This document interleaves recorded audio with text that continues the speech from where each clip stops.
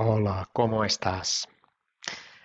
Now let's go on with the topic with these object pronouns or dative pronouns this time. Indirect object pronouns, their abbreviation would be EO. And also we'll talk about their place and when these object pronouns are there together. Okay, now you know already these object pronouns are these ones.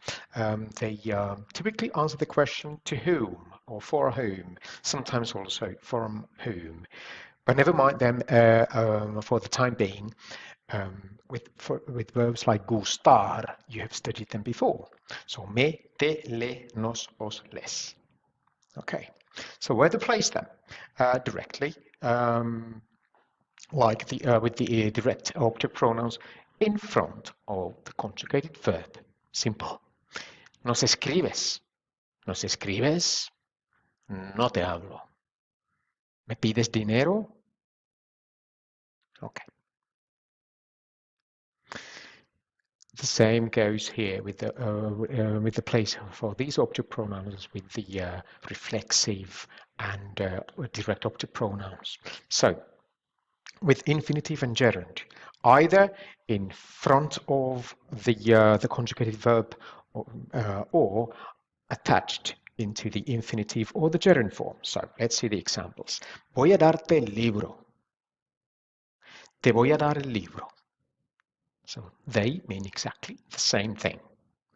Carmen tiene que escribirle. Carmen le tiene que escribir. O le tiene que escribir Carmen. Estoy enviándote un email. Te estoy enviando un email. Now, again, something extra, which will be studied later there. So with affirmative comments, meaning imperatives, this indirect object pronoun, as with pronouns in general, come after the conjugate verb, but attached to it. Cuéntame. Escríbale. And also with the negative imperatives, this is studied later, but it comes right after the negative word. No le digas eso. Don't tell him or her that.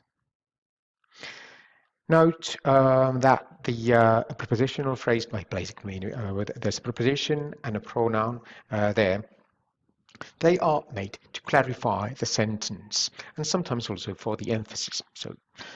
But this clarifies the sentence, right? Can you see it? ¿Qué le dices al jefe? So without this el jefe, it would mean, what are you going to say to him? Or what will you say him or her? ¿Por qué no le regalas flores a Lisa? Okay. Now, things get more interesting. So sometimes, or quite often, we've got sentences where we've got those pronouns, indirect and direct object pronouns together. Okay, so it's good to understand these EO and DO. Their order in the same sentence are always this. So first comes the indirect object pronoun, and then after it, the direct object pronoun. And they must be together, so nothing can be put between them. Okay, so let's see. ¿Me das los libros?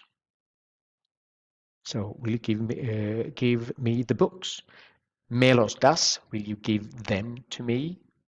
Okay, in the English, the word order is different, but there we have to have this particular order. ¿Me los das? Will you give them to me? Nos han traído las revistas. Nos las han traído. No te doy la factura. No te la doy. Remember, la refers to la factura, the feminine form there. Okay. So there's one exception with the spelling and because of the pronunciation, basically.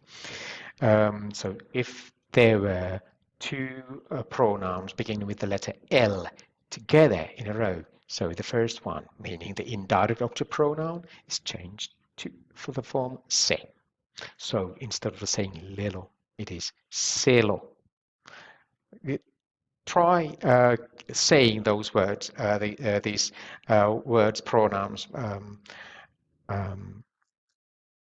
It's very difficult, so that's why, basically because of the pronunciation.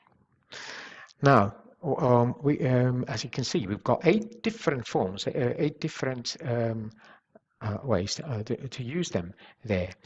And quite often we need to clarify them, make the idea clearer by using a prepositional phrase there in the end. So let's see. Le damos la flor a mamá. We'll give the flower to mom. Or le damos la flor. La damos, we'll give it. So together they make se la damos a mamá. So this prepositional phrase there in the end, it makes it clear that we are giving to the mom. Right. Les doy un regalo a Marie y Juan. Se lo doy a ellos. O se lo doy a Marie y Juan. Okay. Now, this is the most of it. Now, let's have a look at a brief look at some verbs which typically require an indirect object pronoun. So you know the first one very well, gustar. And then verbs like that would be encantar, interesar, doler. Remember, it's a boot verb, duele, duelen, typically in the third person singular and the third person plural. All right, okay, let's see these examples. Me gusta este vino. ¿Te gustan los quesos españoles? No les interesa la política. Nos encanta viajar. A Paco le duele la espalda. Me duelen los pies. ¿Todavía os queda dinero? Nos preocupa el cambio climático. ¿Y a ti? ¿Qué te parece? And now what do you think? This parecer is typically used when asking for opinions and giving one's opinion. A mí me parece fenomenal. Muchas gracias. Hasta pronto.